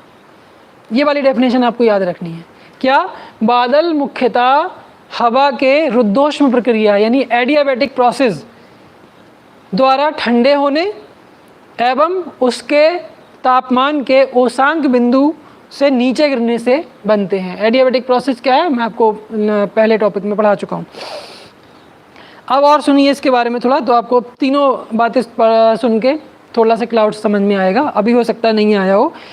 गर्म व आर्द्र हवा के ऊपर उठने, ठीक है, गर्म और आर्द्र हवा ऊपर उठेगी। आपको ये पहले आप पढ़ चुके हैं कि हवा जब गर्म हो जाती है, हल्की हो जाती है, तो वायुमंडल में ऊपर की ओर उठने लगती है, ठीक है। तो यहाँ पर गर्म के साथ साथ हवा कैसी है, आर्द्र भी है, नमी धारण किए हुए भी है। गर्म व आर्द्र हवा के ऊपर उठने एवं ठंडे होने की इस प्रक्रिया में तापमान ओसांग तक पहुँच जाता है तथा जलवाष्प के संघनन से बादलों का निर्माण हो जाता है। अब मुझे लगता है आपको ये बात समझ में आ गई होगी, ठीक है। पृथ्वी की सतह से काफ़ी ऊंचाई पर वायुमंडल में जलवाष्प के संघनन के फलस्वरूप निर्मित जलकणों या हिमकणों के समूहन या क्लस्टर्स को बादल कहते हैं। दूसरा, बादल क्या है, मुख्यतः हवा के रुद्धोष्म प्रक्रिया द्वारा ठंडे होने एवं उसके तापमान के ओसांग बिंदु के नीचे गिरने से बनते हैं। तीसरा, गर्म व आर्द्र हवा के ऊपर उठने एवं ठंडे होने की इस प्रक्रिया में तापमान, यानी गर्म और आर्द्र हवा के ऊपर उठने एवं ठंडे होने की इस प्रक्रिया में तापमान ओसांग तक पहुंच जाता है। गर्म हवा सरफेस पे हुई और आर्द्रता उसने ग्रहण की और वायुमंडल में ऊपर की ओर चली, और वहाँ जाते जाते हो हवा में जब जैसे जैसे बढ़ेगी ठंडक होगी, उसमें ठंडी होनी शुरू हो जाएगी। इस प्रक्रिया में क्या होता है, तापमान ओसांग तक पहुँच जाता है तथा जल वाष्प के संघनन से बादलों का निर्माण हो जाता है। वर्षा के विभिन्न रूपों के लिए बादल क्या होते हैं, उत्तरदायी होते हैं। सब जानते हैं बादलों से वर्षा होती है। अब मेन जो यहाँ पर है वो बादलों का वर्गीकरण है, उनका क्लासिफिकेशन है, और ये क्लासिफिकेशन से क्वेश्चन आपसे पूछ लिए जाते हैं। तो यहाँ भी आपको थोड़ा ज़्यादा ध्यान देना है और यहाँ भी आपको याद करना पड़ेगा। इसमें हम उनकी ऊंचाई के अनुसार कैटेगरी बना लेते हैं। बादलों का जो वर्गीकरण है वो ज़्यादा इम्पॉर्टेंट है, डेफिनेशन वगैरह का कोई ऐसा ज़्यादा रोल नहीं है, लेकिन उनका जो क्लासिफिकेशन है, उनके नेम है, उनका किस हाइट पे कौन सा बादल मिलता है, ये चीज़ें आपसे पूछ ली जाती हैं। और कौन से बादल की क्या विशेषता है, विशेषता अभी हम पढ़ेंगे, समझ में आएगा कि किस टाइप की विशेषता की बात मैं कर रहा हूँ, और उस पर क्वेश्चन आते हैं। लेकिन आपको ये भी याद करना पड़ेगा। इसमें आप देखिए वर्गीकरण की बात करें तो 3 मुख्य वर्ग पाए जाते हैं, और इस पे मैं आपको बता रहा हूँ इसका आधार क्या माना है, ऊंचाई के आधार पर माना है। ऊंचाई के आधार पर बादलों का वर्गीकरण अगर हम लोग करते हैं तो 3 मुख्य भाग मिल जाते हैं। तो जिनमें सबसे पहला हम अगर बात करें तो उसको उच्च मेघ कहेंगे। सबसे हम ऊंचाई से नीचे की तरफ आ रहे हैं, आप कैसे भी कैटेगरी बना सकते हैं, आप नीचे से ऊपर की तरफ जा सकते हैं, ऊपर से नीचे की तरफ जा सकते हैं। तो हम बात कर रहे हैं पहले सबसे ऊंचे मेघ, तो उनको क्या कह देते हैं, कैटेगरी नंबर 1 उच्च मेघ। ठीक है, उच्च मेघ है तो इसका मतलब जाहिर है कि इनका जो ऊंचाई ज़्यादा ऊंचाई पर मिलते होंगे। तो इसकी ऊंचाई आप देख लीजिए क्या है, इनकी ऊंचाई 6000 से 12000 मीटर तक होती है। उच्च मेघ, उच्च मेघ कौन से, नंबर 1 कैटेगरी बनाई, यानी हाई क्लाउड्स या ऊंचाई पर स्थित मेघ। तो ऊंचाई पर स्थित मेघ कौन कौन से आपको मिल रहे हैं, वो 6000 से 12000 मीटर तक की ऊंचाई पर जो बादल मिलते हैं उनको हम उच्च मेघ कहते हैं। अब उच्च मेघ के अंदर कौन कौन से आते हैं वो इम्पोर्टेंट है। तो उसमें आपका जो सबसे पहला आता है वो आता है पक्षाव मेघ, साइरस। ठीक है, या आप इनको एक फ्लो चार्ट के द्वारा भी बना सकते हो और यहाँ आप कर सकते हो।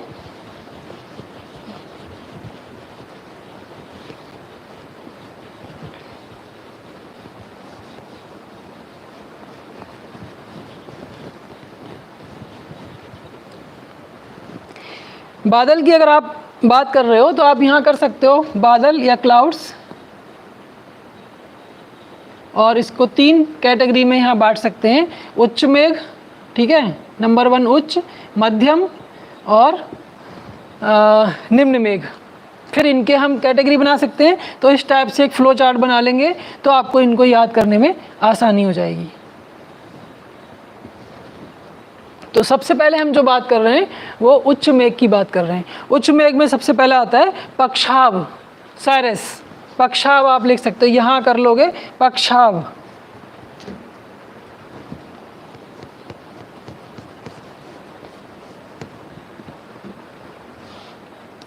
पक्षाव, पक्षाव मेघ या पक्षाव मेघ या बादल, कुछ भी लिख सकते हो। साइरोक्लाइड्स, क्लाउड्स।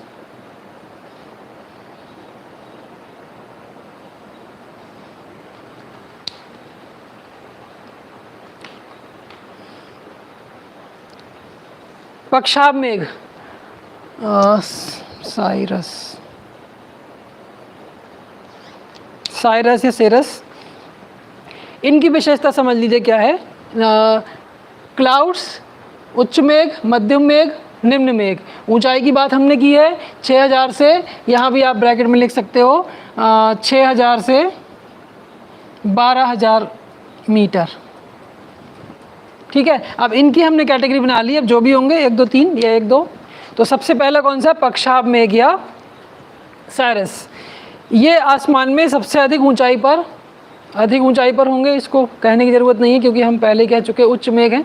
तो अधिक ऊंचाई पर मिलते हैं। कैसे इनकी विशेषता होती है, सफ़ेद रेशम की भांति कोमल व बिखरे रहते हैं। ठीक है, सफ़ेद रेशम जैसे दिखाई देते हैं और बिखरे हुए होते हैं और बहुत अधिक ऊंचाई पर होते हैं। और ऊंचाई हम इनको मान लिया हमने 6000 से, या इसको स्टडी करने के बाद ये निकाला गया है 6000 से 12000 मीटर के बीच आपको उच्च मेघ मिलते हैं, जिनमें से पहला हम पढ़ रहे हैं जिसको पक्षाव मेघ या साइरस क्लाउड्स कहते हैं। जिनमें क्या विशेषता होती है, सफ़ेद रेशम की भांति कोमल और बिखरे हुए पाए जाते हैं। ये हिमकणों से बने होते हैं। ठीक है, हिमकणों से बने तो इसलिए आपको ज़्यादा वाइट दिखाई देते हैं, इसलिए इनसे वर्षा नहीं होती। अब देखिए यहाँ पर एक चीज़ निकल के आ गई कि वर्षा नहीं होती। अब क्वेश्चन आपसे पूछ लेगा कि निम्न में से कौन से बादलों से वर्षा नहीं होती। तो आपको पता है कि पक्षाव में, क्योंकि वो हिमकणों से बनते हैं इसलिए वो वर्षा नहीं करते हैं। तो ऐसे क्वेश्चन पूछा जाता है, तो थोड़ा हमें ध्यान रखना है। डेफिनेशन में से कहाँ से क्या बात पूछ ली जाए, तो इसलिए तैयार रहना होता है। और ये चक्रवात आगमन के सूचक होते हैं। 2 यहाँ पे क्वेश्चन तैयार हैं। तीसरा ऊंचाई का तैयार है कि पक्षाव मेघ किस ऊंचाई पर मिलते हैं, पक्षाव मेघ किस प्रकार दिखाई देते हैं, सफ़ेद रेशम की तरह बिखरे हुए होते हैं। ठीक, उसके बाद क्या, ये सब विशेषताएं हैं या परिभाषा है, आप जो क्वेश्चन जिस तरह से याद करना चाहें। ठीक है, और क्या है, वर्षा नहीं करते हैं, हिमकणों से बनते हैं और चक्रवात आगमन के सूचक होते हैं। तो ऐसे क्वेश्चन पूछा सकता है कि निम्न में से कौन से मेघ चक्रवात आगमन के सूचक हैं। चक्रवात आगमन मतलब कि साइक्लोन आने वाला है, इस बात की ये सूचना दे देते हैं। ठीक है, तो हम क्या पढ़ रहे हैं, क्लाउड्स का क्लासिफिकेशन पढ़ रहे हैं। क्लासिफिकेशन में आपने देखा हमने इनको ऊंचाई के आधार पर 3 कैटेगरी में बांट दिया, जिसमें हम पहली कैटेगरी को पढ़ रहे हैं जिसको हमने उच्च मेघ कहा है और जिनकी ऊंचाई 6000 से 12000 मीटर के बीच होती है, उसको हम क्लासीफाई या कैटेगराइज कर रहे हैं। तो उसमें हमने एक मेघ निकाला जिसको हमने कहा पक्षाव मेघ या साइरस क्लाउड्स, जिसकी विशेषता क्या है कि वो अधिक ऊंचाई पर मिलता है, सफ़ेद रेशम की भांति होता है, बिखरे हुए मिलते हैं और हिमकणों से बनते हैं, इसलिए वर्षा नहीं करते हैं, और क्या होते हैं, चक्रवात आगमन के सूचक होते हैं। एक छोटी सी परिभाषा में से कई सारे क्वेश्चन तैयार हो गए। नेक्स्ट, इसी का नंबर 2, पक्षाव स्तरी। ठीक है, पक्षाव मैं यहाँ लिख दे रहा हूँ, पक्षाव स्तरी,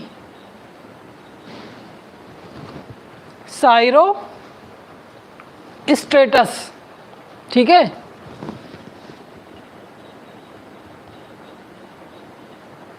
क्लाउड्स।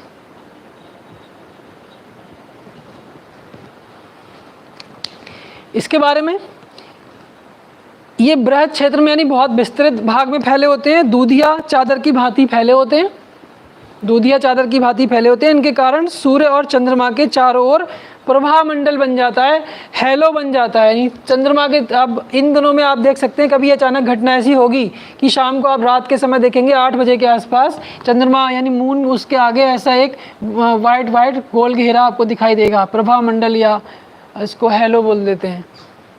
तो वो इधर जो क्लाउड आपको दिखाई देंगे वो कौन से होते हैं, पक्षाव स्तरी। ठीक है, इसको क्या क्या ग्रामीण भाषा में वैसे लोग बोलते हैं, देवताओं की सभा हो रही है, क्या हो रही है।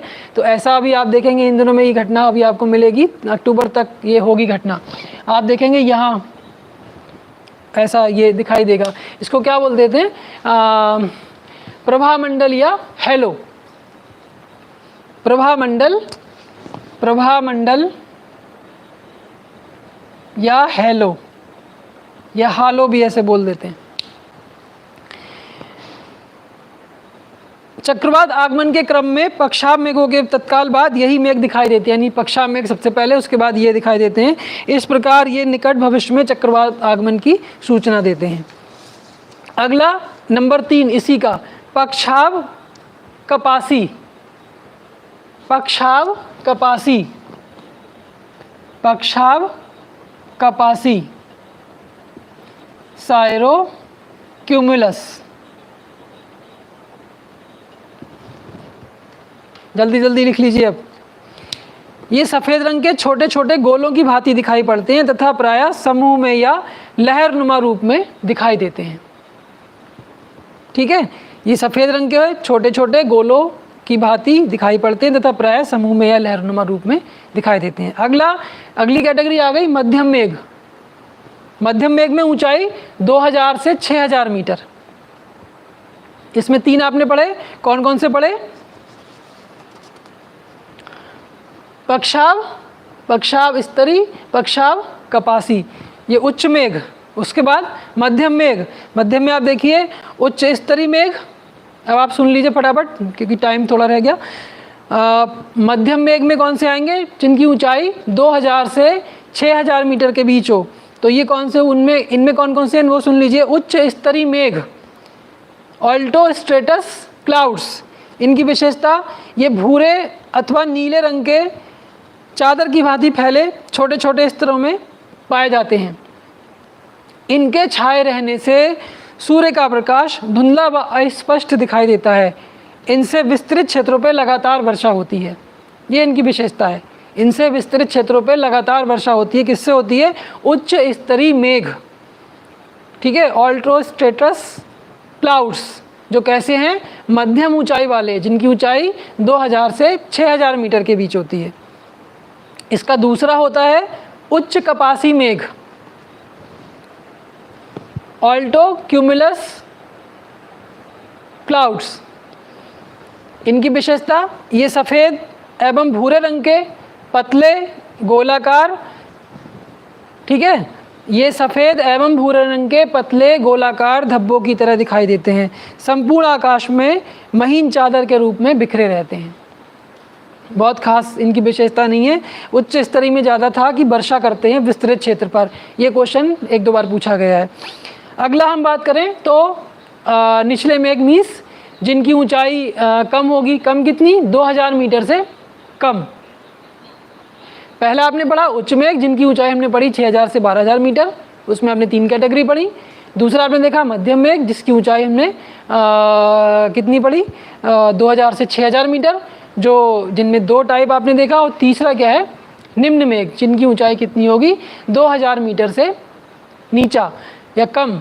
तो उसमें देख लीजिए क्या होता है, सबसे पहला उसमें होता है स्तरीय मेघ, जिसको बोलते थे स्ट्रेटस क्लाउड्स, स्तरीय मेघ। इनमें कुछ हैं जिनकी विशेषताएं आपको ध्यान रखनी है, जैसे चक्रवात आगमन का सूचक कौन सा है, वर्षा नहीं कर रहा है, हिमकणों से बना हुआ है, कौन सा वर्षा कर रहा है, किस रूप में वो फैला हुआ है, ठीक है, वर्टिकल कॉलम के रूप फॉर्म में फैला है या हॉरिजॉन्टली फैला है। ये कुछ विशेषताएं हैं जिन पे आपको फोकस रखना है, उनसे क्वेश्चन बनता है। या तो आपको सारे करने पड़ेंगे, कितनी कैटेगरी हैं, लेकिन उनमें से मुख्य मुख्य विशेषताएं कौन है या जिसका रोल क्या रोल प्ले कर रहा है, एटमॉस्फेरिक जो फिनोमिना बन रही है, कोई वायुमंडलीय घटना घट रही है, उसमें वो बादल क्या रोल प्ले कर रहा है। आपने विभिन्न लेयर्स पढ़ी हैं, लेयर्स में भी आपने देखा है कि बादल होते हैं और अपना अपना एक उनकी अलग अलग भूमिका रहती है, कि जैसे निशादीप्ति मेघ आपने पढ़ा था मध्यमंडल में पाया जाता है, क्या वो रोल प्ले कर रहा था। तो ये चीज़ें अब आपको वहाँ भी समझ में आने लगा होगा कि वहाँ पर परतों में बादल पाए जा रहे हैं तो क्या उनका काम है। निचले मेघ में पहला क्या बताया आपको, स्तरीय मेघ जिसको हम स्ट्रेटस क्लाउड्स कहते हैं। ये धरातल के निकट, आप देख लीजिए कि जब ऊंचाई कम है 2000 मीटर से नीचा है तो धरातल के निकट ही कहा जाएगा, ठीक है। तो धरातल के निकट कोहरे के समान बादल हैं, इनमें कई परतें पाई जाती हैं, ये कोई खास विशेषता नहीं है। अब अगली सुनिए क्या है, शीतोष्ण कटिबंधीय क्षेत्रों में, शीतोष्ण कटिबंधीय यानी टेम्परेट जोन की बात हो रही है, वो मैंने मिटा दिया, टेम्परेट जोन आप यहाँ देख सकते हो, टेम्परेट जोन की बात हो रही है। क्या होता है, शीतोष्ण कटिबंधीय क्षेत्रों में शीत ऋतु में, इन विशेषता को ध्यान देना है। टेम्परेट जोन बोला और शीत ऋतु बोली, यानी सर्दी का महीना बोला, यानी कि क्या होगा, अगर हम उत्तरी गोलार्ध की बात करें तो 22 दिसंबर की स्थिति होगी, दक्षिण गोलार्ध की बात करें तो 21 जून की स्थिति होगी। शीतोष्ण, एक बात और है, सर्दी गर्मी पूरे ग्लोब में एक साथ नहीं होती, ये आप याद रखना है आपको। एक दोनों गोलार्ध में अलग अलग स्थितियाँ होती हैं, कभी सर्दी शीत ऋतु या ग्रीष्म ऋतु बोला जा रहा है तो वो स्पेसिफिक किस गोलार्ध के संदर्भ में बोला जा रहा है वहाँ आपको ध्यान देना है, ठीक है। शीत ऋतु का मतलब ये नहीं पूरे ग्लोब में एक साथ शीत हो रही है और एक साथ ग्रीष्म हो रही है, कौन से गोलार्ध में हो रहा है वो आपको मेंशन करना पड़ेगा। तो यहाँ इन्होंने क्या दिया, शीतोष्ण कटिबंधीय क्षेत्रों में शीत ऋतु में 2 विपरीत स्वभाव वाली वायु राशियों के मिलने से प्रायन का निर्माण होता है। ये क्वेश्चन बन गया, शीतोष्ण कटिबंधीय क्षेत्रों में शीत ऋतु में 2 विपरीत स्वभाव की वायु राशियों के मिलने से कौन सा बादल बनता है, ठीक है। या ये बादल का नाम दे दिया और पूछ लिया गया ये निम्न में से किस कंडीशन से बनता है, तो वो आपको विशेषता यहाँ पे याद रखनी है। अगला है स्तरीय कपासी क्यूमुलोस्ट्रेटस क्लाउड्स, इनकी विशेषता देखिए क्या है, ये हल्के भूरे या सफ़ेद रंग के गोलाकार धब्बों के रूप में मिलते हैं, ये सामान्यतः साफ मौसम के सूचक हैं। ये यहाँ पे एक क्वेश्चन लास्ट लाइन का बन गया, ये सामान्यतः साफ मौसम के सूचक निम्न में से कौन सा बादल है। तो इस टाइप की विशेषताएं आपको सतर्कता के साथ याद रखनी है, क्योंकि इनमें कॉन्सेप्ट नहीं है, आपको याद करना है, इसलिए बार बार इनमें रिविजन की ज़रूरत पड़ेगी। अगला है इसी में कपासी मेघ क्यूमुलस क्लाउड्स, इनका सुनिए, ये इनका आकार गुंबदाकार व फूलगोभी की भांति होता है, ये साफ मौसम की सूचना देते हैं। एक चक्रवात आगमन की सूचना दे रहे थे, एक साफ मौसम की सूचना दे रहे हैं, तो ये वाले क्वेश्चन बन जाते हैं। अगला है कपासी वर्षी मेघ क्यूमुलो निम्बस क्लाउड्स, कपासी वर्षी मेघ क्यूमुलो निम्बस क्लाउड्स, ये अत्यधिक गहरे काले एवं सघन बादल हैं, ये नीचे से ऊपर की ओर विशाल मीनार की भांति उठे रहते हैं, यानी वर्टिकली आप देखें, वर्टिकली इनका डिस्ट्रीब्यूशन मिल रहा है, ये क्वेश्चन बन रहा है, विशाल मीनार की भांति उठे रहते हैं तथा इनका विस्तार काफ़ी बड़े क्षेत्र पर होता है। अब देखिए इनकी विशेषताएं, इन बादलों से भारी वर्षा, ठीक है, इन बादलों से भारी वर्षा किससे, कपासी वर्षी मेघ क्यूमुलो निम्बस क्लाउड्स, क्या हो रहा है इनसे, भारी वर्षा, ओला, तड़ित झंझा मीन्स थंडर स्टॉर्म, जब बिजली भी कड़क रही हो और बारिश भी हो रही हो और तूफान भी आ रहा हो, वो तड़क झंझा होता है, थंडर स्टॉर्म होता है, आदि उत्पन्न होते हैं शीतोष्ण कटिबंधीय चक्रवातों में शीत वाताग्रों के। शीत वाताग्र क्या होता है अगले टॉपिक में पढ़ेंगे हम लोग। शीतोष्ण कटिबंधीय चक्रवातों में शीत वाताग्र, अभी आप इसको ऐसे ही समझ लीजिए कि साइक्लोन होता है, कुछ फ्रंट्स, वाताग्र को फ्रंट्स बोल देते हैं, कोल्ड फ्रंट्स। फ्रंट्स क्या होते हैं नेक्स्ट टॉपिक में आपको बताऊंगा, ये यहाँ इतना समझ लीजिए फिलहाल। शीतोष्ण कटिबंधीय चक्रवातों में शीत वाताग्रों के सहारे, मुख्यतः इन्हीं बादलों के सहारे वर्षा होती है। ठीक है, एक ये वाली बात। अगला जो है इसमें वो है वर्षा स्तरीय बादल या निम्बो स्टेटस क्लाउड्स। इसकी विशेषता क्या है? ये धरातल से कम ऊंचाई पर स्थित घने काले व विस्तृत बादल हैं। इनके छाने से अंधकार छा जाता है। घने काले हैं तो क्या होगा? अंधकार छा जाएगा। ठीक है, अंधकार से छाया रहता है। ये बादल वायुमंडल में आर्द्रता को बढ़ा देते हैं। जब ये उसको ढके रखेंगे, सनरेज नहीं आ पाएंगी तो क्या होगा? ह्यूमिडिटी अपने आप बढ़ने लगेगी। तो क्या करते हैं? आर्द्रता को बढ़ा देते हैं। कौन से बादल आर्द्रता को बढ़ा देते हैं? ये हम बात कर रहे हैं वर्षा स्तरीय बादल की, यानी निम्बो स्टेटस। ये क्या कर देते हैं? वायुमंडल में आर्द्रता बढ़ा देते हैं। कहाँ से क्या बात निकाल ली जाए, आपको अलर्ट रहना है। जिसके परिणाम स्वरूप शीघ्र वर्षा होने लगती है। इसकी एक और विशेषता, शीतोष्ण कटिबंधीय चक्रवातों में उष्ण वाताग्रों। इससे पहला जो हम पढ़ रहे थे वो कोल्ड फ्रंट्स था, शीत वाताग्र कहा था वहाँ मैंने, और यहाँ क्या बोल रहा हूँ? उष्ण वाताग्र, यानी हॉट फ्रंट्स जो होंगे या वार्म फ्रंट्स जो होंगे, उष्ण वाताग्रों के सहारे इन्हीं बादलों से वर्षा होती है। तो ये कुल मिला के बादलों का एक क्लासिफिकेशन हुआ, जिसमें आपने देखा हमने ऊंचाई को आधार माना है। ऊंचाई के आधार पर हमने उच्च, मध्यम और निम्न। उच्च वाले में आपने देखा 6000 से 12000, मध्यम में 2000 से 6000 और निम्न में 2000 से नीचे वाले बादल देखे। उनके कुछ स्पेसिफिक नेम्स हैं, उनकी कुछ स्पेसिफिक प्रॉपर्टीज़ या करेक्टरिस्टिक्स कह सकते हैं, विशेषताएँ कह सकते हैं, वो आपको एज इट इज़ याद करनी है। ठीक है, फ्लो चार्ट मैंने आपको बना के बताया था। क्लाउड्स कर देंगे, उसके बाद 1 2 3 उच्च मध्यम निम्न, उसके बाद 1 2 3 1 2 3, पहले में 3, दूसरे में 2, तीसरे में 5। ठीक है, ये सारी कैटेगरी एक पेज पे आप अपना बादल इसको बना लेंगे और एक बार रिवीजन कर लिया तो क्लियर हो जाएगा। मुख्य विशेषताएं आप इनकी यहीं पे इनके साथ साथ ब्रैकेट में लिख सकते हैं। ये याद करने का आसान तरीका होता है। पूरा डिटेल पढ़ने के बजाय आपने एक फ्लो चार्ट बना लिया, फ्लो चार्ट में पूरे नेम्स हैं और नेम्स के साथ उनकी एक दो खास जो करेक्टरिस्टिक्स हैं वो आपने देख ली। और आप देखेंगे जो प्रीवियस ईयर्स के पेपर देखेंगे तो आपको ये इस टाइप के क्वेश्चन मिलेंगे, जो मैंने आपको हाईलाइट किया अभी कि यहाँ से क्वेश्चन बनता है। ठीक है, अगला हमारा जो टॉपिक है वो रेनफॉल का है, जिसके लिए बहुत कम समय बचा है। तो कुछ खास ज़्यादा बचा नहीं, अब यहाँ तक आते थे सारी चीज़ें हमने कर ली हैं। अब तो बस पानी का क्या है, पहले वाष्पीकरण भी करा दिया, ठीक है, आर्द्रता भी आ गई, कंडेंसेशन भी हो गया, बादल भी बन गए। पहले बादल कह दीजिए, फिर कंडेंसेशन हो गया, कंडेंसेशन संघनन, और अब वर्षा ही बची है। ठीक है, संघनन क्या करता है, वाष्पीकरण क्या करता है, जल को वाष्प अवस्था में बदलता है, और संघनन क्या करता है, वाष्पीकृत जल को वाष्प को जलीय अवस्था या ठोस अवस्था में करता है। तो हम क्या करने जा रहे हैं, जो जल वाष्प चली गई वायुमंडल में उसको वर्षा के रूप में नीचे लाने की बात कर रहे हैं। तो जब जल वाष्प युक्त वायु ऊपर की ओर उठती है तो तापमान में, यानी वर्षा या रेनफॉल क्या होता है, हम वो वाली बात पढ़ रहे हैं। रेनफॉल क्या है, वर्षा क्या है। जब जल वाष्प युक्त वायु ऊपर की ओर उठती है तो तापमान में कमी आने के कारण उसका संघनन होने लगता है। परिणाम स्वरूप मेघों का निर्माण होता है।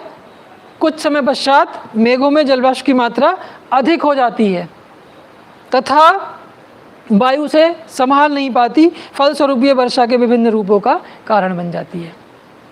ठीक है, तो ये क्या हुआ, वर्षा की एक वर्षा या वर्षण आप इसको कह सकते हैं।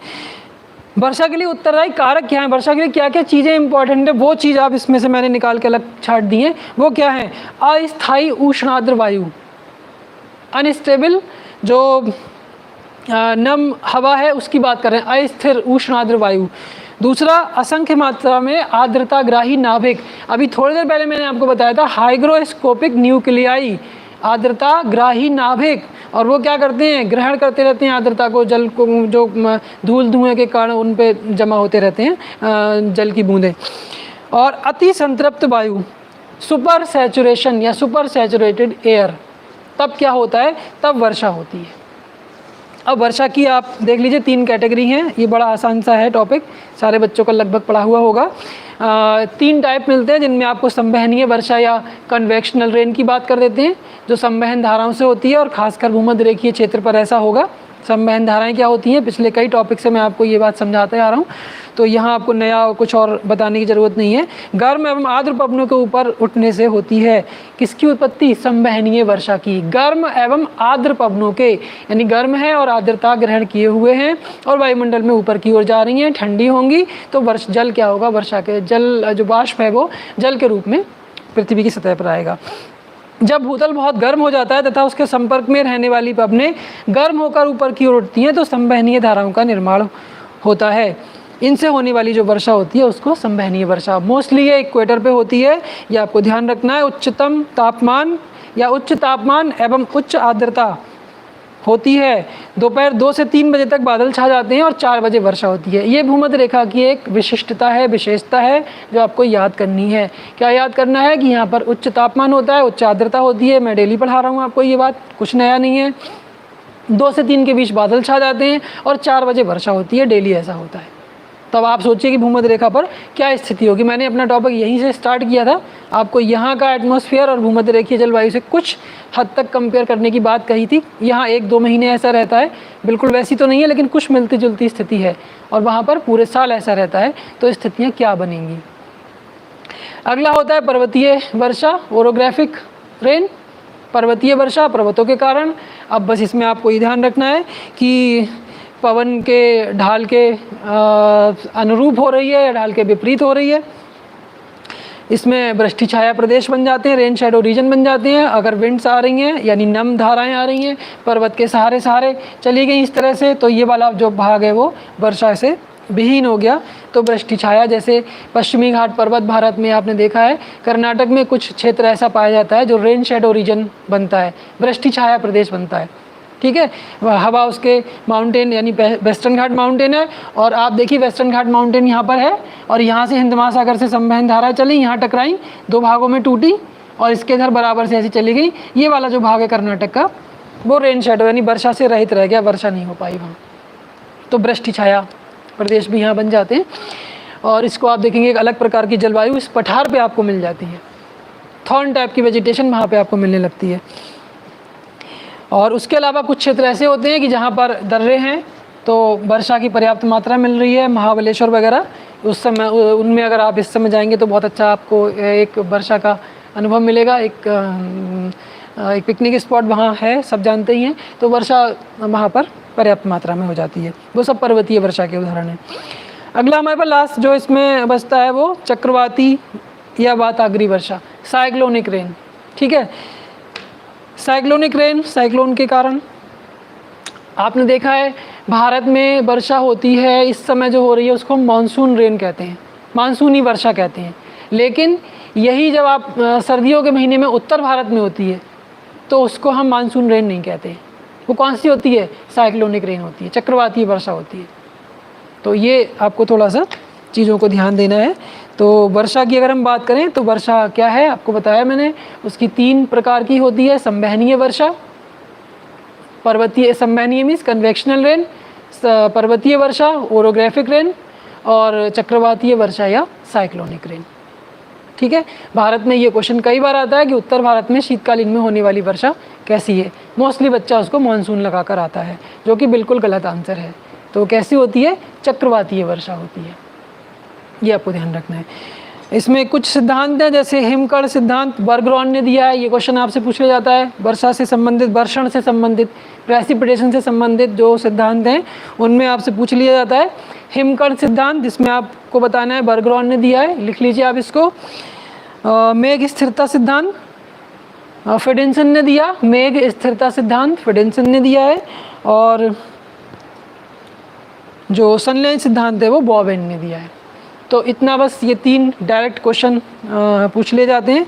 वर्षा क्या है, वर्षा के प्रकार कितने हैं, कहाँ पर कौन सी वर्षा हो रही है। संवहनीय वर्षा आपको मैंने बता दिया, इक्वेटर पे हो रही है, डेली 4 बजे हो रही है। Orographic mountain region, cyclonic cyclone region या साइक्लोन के द्वारा उत्पन्न होने वाली। भारत में 2 प्रकार की वर्षा, मानसूनी वर्षा, चक्रवातीय वर्षा। तो ये टॉपिक हमारा आज यहाँ कंप्लीट हो गया, जिसमें हमने ह्यूमिडिटी और रेनफॉल, क्लाउड्स, कंडेंसेशन, एवेपोरेशन, ये सारी चीज़ें आज पढ़ ली, समझ ली। और आज का टॉपिक जैसे मैंने आपको स्टार्टिंग में कहा था कि सारा डेफिनेशन वाला है, कोई ख़ास कॉन्सेप्ट नहीं है आज, मगर ये चीज़ें भी इम्पॉर्टेंट हैं, क्वेश्चन पूछे जाते हैं, आपको पढ़ना है, याद करना है। फिर भी अगर कोई बात किसी को नहीं समझ में आई हो तो आप मुझसे कमेंट में पूछ सकते हैं।